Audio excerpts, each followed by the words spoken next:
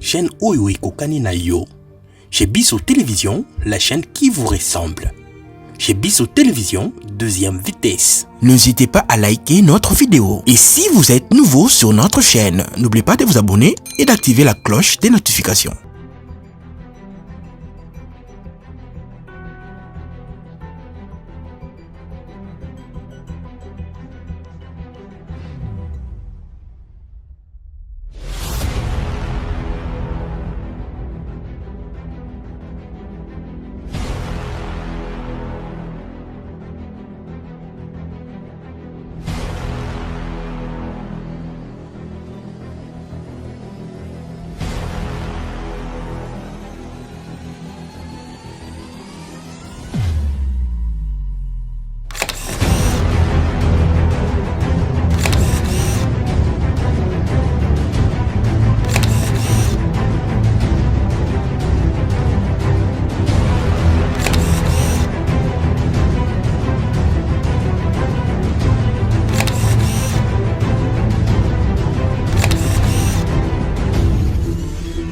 Chez Bisso Télévision, Souka.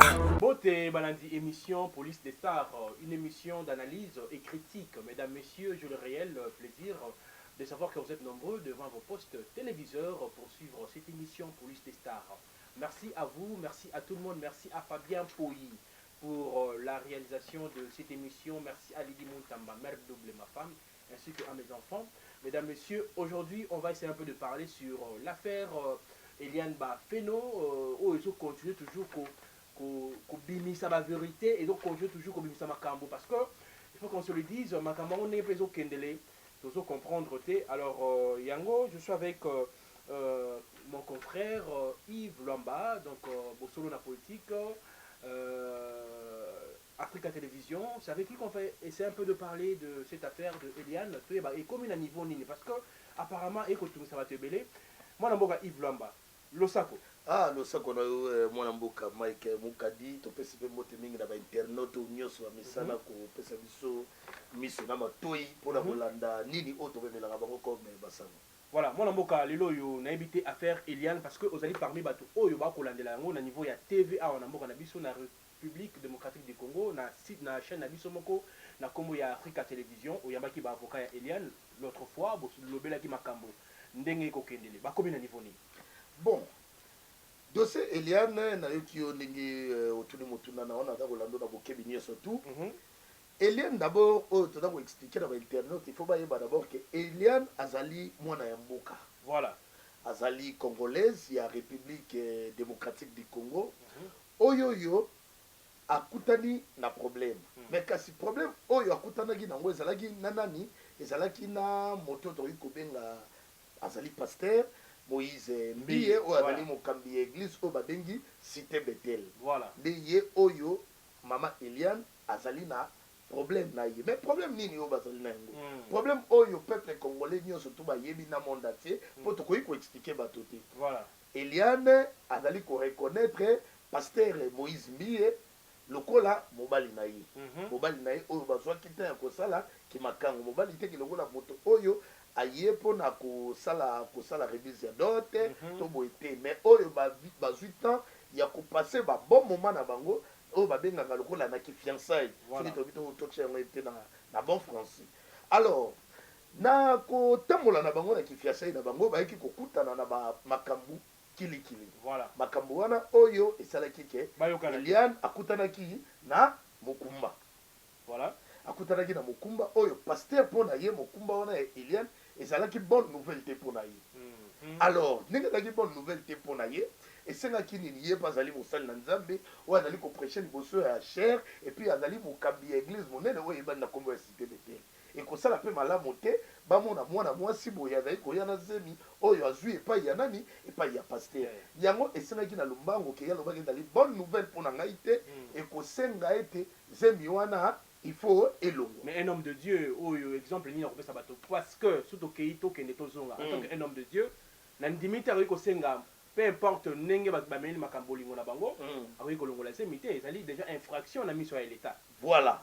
Bon maintenant c'est le problème est comment dit wapi oh ba fundaneli. Voilà. Parce que ce que tu as ngai na ko maîtriser moi moke dossier oyo parce que na yamba ki Eliane bafundi ndeko na biso Moïse Mbiye na ba infraction lokola avortement na ba infraction lokola ba atteinte à lapidaire parce que ba vidéo na ye oyo la traçabilité na ye bolumbu na ye ba publier ki amona ba réseaux sociaux o to mona ki batonio surtout ba mona bolumbu ya mwana mwasi voilà to yibana ko akise ba infraction et pe kilikili mais kasi ba infraction pour ba koma bokeza ki ndenge nini mademoiselle Eliane kitoko ba fait non tant amoni ka suisse ma ko bisa pasteur alobi ke pona ye mokumba wana ezali bonne nouvelle te pona ye et ko senga ete c'est miwana elongwa mwana mwasi pe ya boy selon la fille ba eki ko chiter jusqu'à tel point que aye kotala oyo azali lokola bon homme na ye fiancé na ye mais kasi ba droguer ye na secret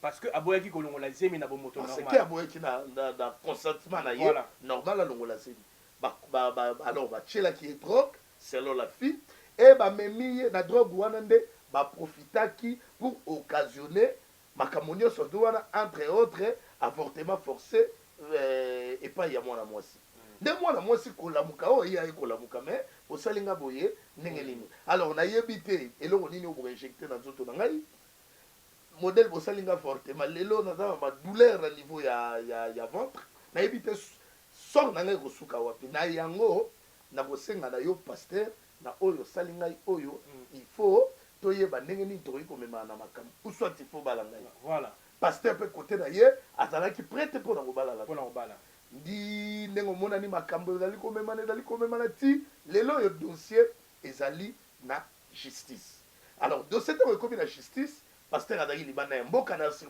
pepe bato nyonso bainternaute bakolanda biso bayebi pasteur ayi koya kote oyo ti ndenge tokendaki na baconfrontation confrontation esalemaki mais selon les informations na bato bazalaki wana ke Eliane abimisaki oyo babengaka na français ba preuve compromettante oyo ekolakisa ete ke pasteur ya solo azali kokweyisama na kati ya bainfraction oyo baakize epai ya mademoiselle Eliane bafeno kitoko alors dossier il fallait bakanga pasteur alors toyebi te sur quel mécanisme esalemaki ke pasteur azala libanda mais siko étape oyo tokomeli ezali nini étape oyo ekomi ke Eliane azali koakize plutôt Eliane a présenté biso équipe ya sika ya baavocat na ye nde baéquipe wana bango baye mpona koréactiver dossier et puis toyeba ndenge nini pour très bientôt tokozela nini na parquet général près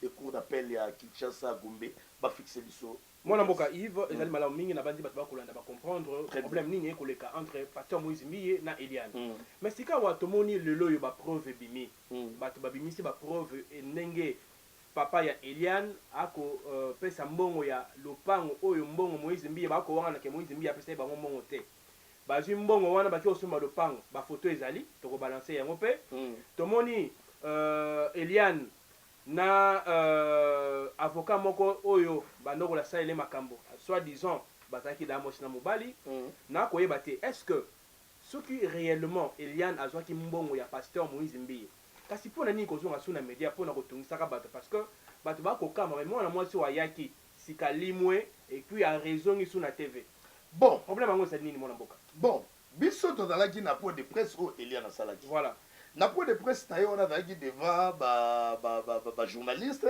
oyo tozalaki wana biso nyonso to elle nous a éclairé soki lelo papa ya Eliane akiki kosomba lopango cela ne veut pas dire nécessairement que mbongo wana ifo eute pa ya pasteur Moïse Mbiye parce que ti lelo oyo pasteur Moïse Mbiye azali nano balobaka na français il est présumé innocent parce que ye toko bakojuge mokolo kaka justice akokondane ye na baélément oyo ezali lokola infractionnel oyo nani ndeko na biso Eliane mama Eliane bafelo kitoko afundi ye soki bakondane nde à ce moment là tokoloba vraiment il est impliqué dans cette affaire mais nangonga oyo il est présumé innocent comment mutu aza présumé innocent aki kopesa bato mbongo mpo bake kosomba parcelle wana babengaka yango basika makambo supe kobima mwana mwasi oyo abimaki ndeko ya Eliane oyo abimaki ndeko ya Eliane lelo oyo akobebisa réputation ndeko ya Eliane na internet na internet na ba internet nyonso tokomona ye akolobaki non Eliane appelle ça mbongo pour azala pene na ye abi ma grande sœur na ye on moni quelque part on se wana e ko même sa réputation il y a Eliane peut-être a ko ba bosol mais ba ko ndima été parce que ba feu ba oyo bazaki nzinga na ye ba komi ko tika ye to moni papa Molière tiki ye to moni ba avocat ba tiki ye to moni oyo soi-disant grande sœur na ye tiki ye to moni mobali oyo ya la fille oyo azaki grande sœur na ye on a ko témoigner bi que yebe Eliane ba koma ko bima donc makamoko ko bima ebele na internet. Dans tout ça, mon amour, tout ça analyse nini biso mi balito ba batamaye to na plateau tout le bani na bato ba ko landa biso parce que ba causer là-bas ba comprendre qu'est-ce qui se passe réellement na dossier ya Eliane. Mon amour Mike Mukadi ngai na 8 ans ko sala émission magazine ya monene pendant 1h30 minutes ba téléphone ezaki même ouvert to pesi motonio so to accès aloba ba bengi biso tina ba téléphone na yamaki na yambi 4 maîtres avocat ya mwana mwasi yo abenga na kombo ya Eliane na yamaki maître Gauthier, na yambi maître Doli, na yambi maître Félix, na yambi maître Peter. Na kati ya plateau na ngai. Mais kasi lelo yo, omo na kati ya Congo yo, na ko ebiso eloko moko. Lelo yo batonio surtout babenga Kabila Rwanda. Lelo batonio surtout na ko loba lelo tona biso na démocratie wana zali sénateur à vie, mwana mboka Joseph Kabila Kabangi. Mais lelo na mutu ya batonio surtout ba ebenga ke Kabila na Rwanda.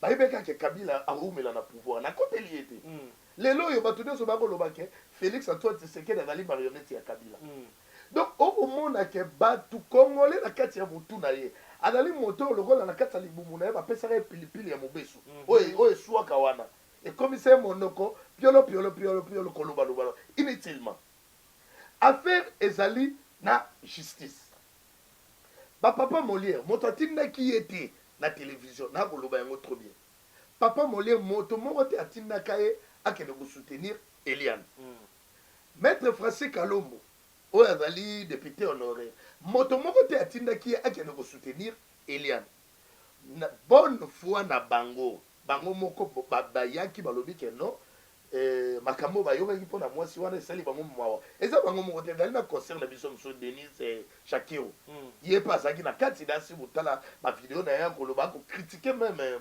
pasteur Moïse Mbi que malgré tout il est d'abord jusqu'à preuve du contraire à présumé innocent. Voilà.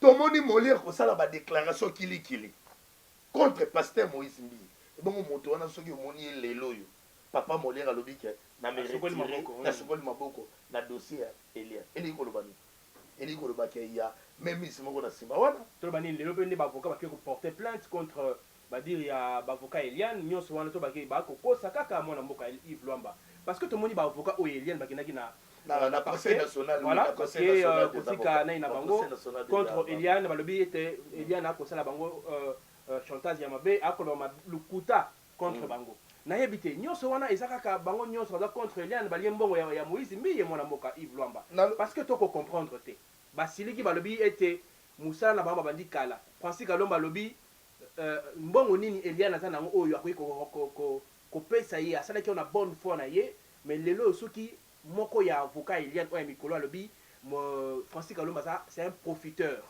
alobi ne bongo Francis Kalomba pesa ki 48 heures après pour ba avocat na ye ba ya Eliane oya zu mikolo ba s'excuser auprès na ye alobi a reporter bango plainte ya okena bango musika babenga ki opportuniste babenga ki bakombo il faut babenga honorable Francis Kalomba mais kasinga na boloba bo moni honorable Francis Kalomba azali moto ya lokumu azali moto ya honneur je vous dis que tout dans la carte Congo mboka oyo il faut connaître ba valeur papa bato ba soutenir yo okomona bato plus de 4 5 3 na mbala moko bakei yo koloba nini mwana mwasi wana kaza mabe po dossier sili na noté affaire ezali na niveau ya justice ba confronter nga na yo toko c'est la justice abenga biso pour la deuxième confrontation mais na mbala moko to mona bato nyonso tout na bonne foi nyonso bandibaki koya ko soutenir Eliane lelo yo to bandi na maître Galasi après c'est mon Congo yekuta dali avocat principal ya mademoiselle Eliane après c'est mon Congo maître Francis Kalombo après c'est mon Congo papa ne Mademba papa Molière après c'est mon Congo ba Denis na siku to mona Denis akofinga même ba sanité et pas ya mwana mwasi wana pour quelle raison je vous dis une chose, le peuple congolais, tout dans la mboka oyo kaka ba tout remplaçant ka ba valeur par les anti-valeurs. Je vous dis ce qui est vrai. mwana mwasi azali moto oyo efa bénéficier na grâce ya bacongolais azovivre un moment très très très difficile congolais azali motema mawa te. Je vous dis ce qui est vrai. Mwana mwasi wana aza kovivre na moment très très très difficile congolais aza motema mawa te. Et cela montre noir sur blanc que Eliane a ici d'une famille pauvre, aza na mbongo te, c'est-à-dire moto aza à faire ce qu'a tché paquet na yagé et il finira toujours par être tombé. Mais toi c'est la justice parce que la réforme ou la justice ata lelo bato wana nyoso ba quitter Eliane. Na ebisio avec ba élément de preuve, ba preuve compromettante ou la sali na yango contre les pasteurs, je vous dis que justice que la justice soit faite. Voilà, toko koba na émission yango na yango na ko kene moi lombango mutu oyo atunaki mutu na koloba ete Eliane akowanga na que azaka jamais na clip ya Koffi Olomide to pe na clip ya Fally Ipupa. Alors atina ba image to moni Eliane ba felo na Fally Ipupa dans la publicité. Na publicité to moni pe na clip ya Koffi azalaka mais to landi Eliane akowanga na lobi mukolo moko te atikala ko mona na taboye visa face à face na Koffi Olomide to pe na Fally batikala ko mona na te batikala pe ko solo na téléphone te. Mais moi na mboka Yves tant que to ko mona makamu Eliane akowanga na ezali ye na vidéo mais akowanga na ko bakeza yete ye moko a se contredire na maloba eningo banini ke Eliane ba felo aza ko buka lukuta na nyonso mwana mboka Mike ngana ebisi yo limbisa ngai na si monoko na onde beteli baku mwana mboka Eliane alobite ke ye azalaki na clip ya Koffi Olomide te to na landi yango na émission na ko tia extrait na landi na émission ya confrère na biso na CLP si je me trompe pas oui. Na moni Eliane ye moko alobi très bien atika ko kangata photo te na Koffi Olomide ni na Fally Ipupa. Très bien, merci voilà. Beaucoup. Ma question d'aller pas na yo ba réponse d'aller pas na yo tuni ngai tikanga daloba. Na bandeli koloba yango na ba cher internautes que moi na mboka Mike Mukadi monoko na ebeti libako. Voilà. Atuna ngai pona ni. Pona ni. OK. Moi na mboka mademoiselle Eliane Bafeno Kitoko atikali koloba te a démontrer biso na vidéo. Mais atikali koloba te que asala jamais clip na Koffi Olomide to asala image vidéo moko te na Fally Ipupa kasi alobi boyi bokende kotuna bango mokolo nini oyo ye amona ata ba genou na bango, c'est-à-dire que mademoiselle wana zali kosala na kati ya ba agence ya publicité c'est tout à fait normal soki boye bopesi kalia karabino na agence po ete azala figurante na kati ya clip na yo to na publicité. Cela, ça n'a rien à voir. Akoya rosala mosala na ye. Oyo tina poto. Eli kolobate ke mwana mwasi ya kote kanidite na ye. Oyo balobaka kinduma non. Azali kosala mosala na ye lokola agent ya marketing ba marketer wana. Obengi opesi mbongo na ye ba koya ezali agence mobimba. Mais kasi problème oyo clip ya Koffi Olomide. Ba yaki basali clip na bango. Koffi Olomide pe afuti bango mbongo na bango basali publicité ya Bistela na Fally Ipupa bafuti bango mbongo na bango mais kasi oyo komi ya makambo ya bolingo parce que bato balingi basala lokola ba confusion moko entre affaire Moïse Mbie bamema yango ke ezali ndenge ya la fille amesana kobima na ba renommé to na ba star non NON na koloba na bino mwana mboka mademoiselle Eliane atikala jamais kobima na Koffi Olomide. C'est pour cela que alobaki bokende kotuna bango demander à Koffi Olomide ou bien demander à Fally Ipupa même ça bino soki mokolo moko oyo batikala komona nzoto ya la fille Eliane abi bada soki bazali bazali juste bakoyebisa ke batikala komona nzoto ya mwana mwasi te et puis la fille atikala jamais komona ba genou ya Koffi Olomide to ya Fally Ipupa. Mais à ce qui concerne les clips vidéo c'est tout à fait normal, c'est un boulot. Toboya moto tozali na mboka oyo moto ko musala na toboya sumo est-ce que est interdit na kata constitution mais toboya ite mwana mboka Yves Lwamba tango lelo Eliane ko ba alingi ba droit na légitime soki lelo yo ba droit légitime tokei toko na poto ya français toko tuna droit légitime c'est que Eliane alingi Moïse Mbie abala ye tope azongi sela ye mbongo tope afuta ye na ndenge ya exposaki unité na TV to le babongo omoni mwana mbuka Eliane azali ni magistrat ni juge ye akei kofunda alobi ke alingi bazongisela ba droit le plus légitime. Voilà. Ba droit le plus légitime ezali na ntango bafundi yo ke yo ndenge oza boye obeta nga likofi ku blessure volontaire bake bakondamné yo balobi ke ndenge osalaki boye il faut kende batonga moto wana ezali badroit les plus légitimes. Badroit les plus légitimes ezali ke ndenge ndambe bakateli yo 5 ans de prison eza badroit les plus légitimes tokozela justice asala mosala na ye. Mais oyo tozali korapele na bapeuple congolais il ne faut pas remplacer les valeurs par les anti-valeurs. Voilà. Les anti-valeurs ezali nini bino bavocat oyo bino moko bonnement boyebi ke oyo azali cliente na biso tondimi tokosoutenir ye. Mais lelo oyo nakolanda badéclaration même ya avocat principal Jimmy Ngalas akoloba ke non toyebisaki ye il faut éviter baapparition na télévision aloba lisusu te et ndenge boya koyoka biso yango wana lelo biso mo todésiste. Mais je vous dis que ça ce n'est pas la raison. Ça ce n'est pas une raison. Je vous dis ce qui est vrai. Ça ce n'est pas une raison. Il y avait tous les moyens de calmer votre client. Est-ce que vous pouvez abandonner votre client? Oyo lelo yo asana ba élément na ye nyonso tout de preuve boy afundi moto atako sibir o nyonso atako sibir oyo lelo yo boloba ke to soki lelo to préférer to se retirer na collectif ya ba mwana mboka mai ni ngana pamba te to lobami to loba boso to yo kama mususu pe daki tala kaka faire Eliane na mosi kitoko ko bosana te na koloba na mingi te mais na obi kaka Eliane wana zali mwasi kitoko une très belle créature oyo ekolakisa ke voilà avocat bango bayebi mais oyo ekolakisaka ke na kitoko ya Eliane peuple congolais ba cher internaute na kitoko ya mwana mwasi wana te obeki mwasi ete mingi mpona kitoko moto nyonso tu ete mingi mpona kitoko na ye problème limisa mwana mboka moto nyonso tu ntango Eliane ayeka koexpose problème na yo na kitoko komona ye Eliane bafe no kitoko na kitoko oyo aza nango omonaka maître avocat omonaka bamaître avocat donc yango tokosenga vraiment il ne faut pas to remplacer banti-valeur par les valeurs. Avocat yo client aza kotala ona ndako na yo ono bokotisa na kati ya ndako bakotisa Eliane boye okomona avocat kobima na single ya aobi single wabengaka ya climatiseur wana oya madodo nzoto nyonso tu ya maître avocat cabinet sika ezalaka eyebani te na kati ya ndako na ye boye bakutani onome dossier na oyo eza ndenge badollar batyawa lisolo boye ekolakisa ke balingi bamema mwana mwasi wana oyo balobaka makambo ya corruption morale. Yango tolobi il ne faut pas tout remplacer anti-valeurs et valeurs par les anti-valeurs. Que la justice soit faite, Eliane Ozamolongi.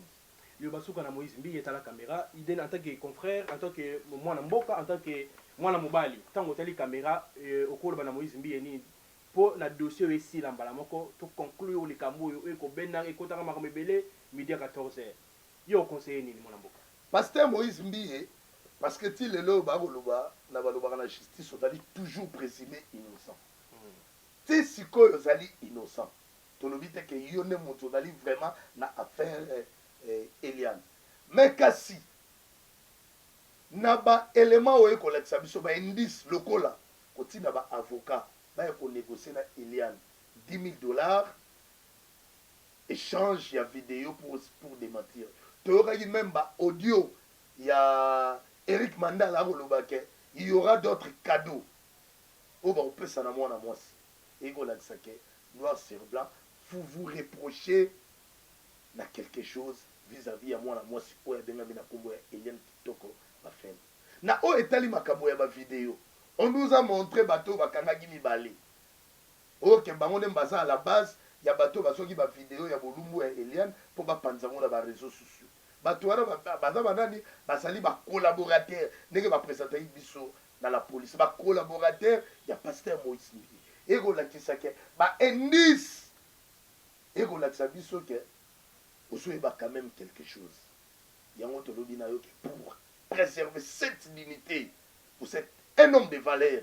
Je vous dis c'est le bon moment to on a confirmé o ya Luka sinon na état de droit autosa na yango oyo oya lelo wa lelo état de droit oyo tala tala procureur qui sous la maman au sale. Ah, au sale donc Hier bazobenga ye balobi wana Sora bengio, so zika appel na yo, moni a bengio, donc on a un problème. Voilà, c'est comme ça que ça se passe dans notre émission. Wana boika.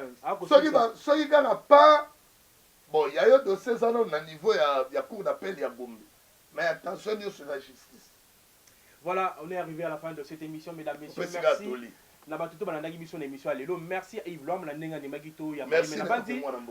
avec Yves Lwamba, Kalaming police de sa émission, Bolingara Mingi, le brevet long à Sali Sunabisote, à Ke, Naye Namaramouya évangélisation. Alors, Tokubandango na Yves Lwamba, émission et ça a 100 000 vues. Na Kubandango Toyama, invité fidèle Nangi Ozalaye à travers cette émission, mesdames, messieurs. Merci à Fabien Poyi pour cette belle réalisation. Merci à Lili Muntamba, ma femme. Merci à mes enfants. Merci à Gladys Ndoka Muntamba, hein, la femme légitime, je te salue. Merci à Lider Muntamba. Mesdames, messieurs, moi et vous... On peut s'attendre mon numéro de téléphone, numéro de bus est 089 67 11 565. Plus 243 89 67 11 565. Topesi mbote na bana Suisse, hein, mon grand frère propre Georges Iboui, hein, Georges, le papa chéri na Suisse, na pesi vraiment ba mbote Georges Boaki. Et si vous êtes na Suisse, papa chéri na pesi mbote, na pesi mbote na Azer, na pesi mbote na France na Teddy Luamba Schengen, mon grand frère propre Koto Zali, na pesi mbote maloba souke Zali. Ba intimidation tolingi ya moti otika la presse asala rappelo que musala na ye ndenge sengeli na rappelo que biso to sengela ki bakanga biso mais na raison na mambo eliano yo to ko la vérité ba ko molokisa biso mais nga biso to lobige rien que bosolo hein bosolo on se retrouve comme ça prochainement pour un tout nouveau numéro bye.